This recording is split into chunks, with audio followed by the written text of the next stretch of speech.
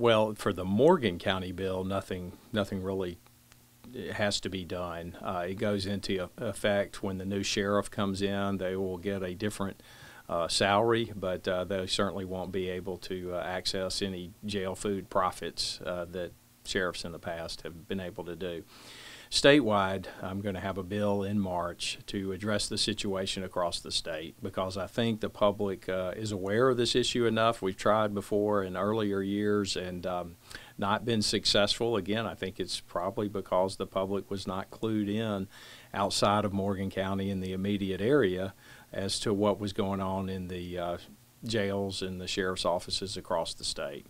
So that will be something that the whole state hopefully we'll be able to look at. And maybe right. Well, you know, in the past, what's happened when bills have been brought forward, you know, you have two very strong interests. You have the Sheriff's Association and you have the County Commission Association, and I understand the concerns of both entities. One, the sheriffs didn't want to be personally liable for any cost overruns.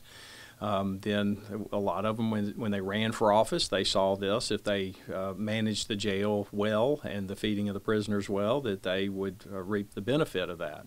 However, the perception is not a healthy one for our state to have. And so I think the public, based on the Morgan County vote, which was, I think, close to 90%, I think they're ready to change the system that we have. And when it comes to the county commissions, their concerns were that they didn't want to be stuck with the feeding of the prisoners in the jails and having to bid it out, and it would far exceed what the state provides them per prisoner per day. And so that would have been a real costly event if they were responsible for it. So we're trying to thread the needle and do something that's best for the taxpayers, but also let's move into the 21st century on this issue. I hope Morgan County can be kind of a precedent for the state on this part. You've had this, you know, Limestone County dealt with it several years ago via local legislation where they changed the sheriff's pay, and then that changed the jail food situation in that county.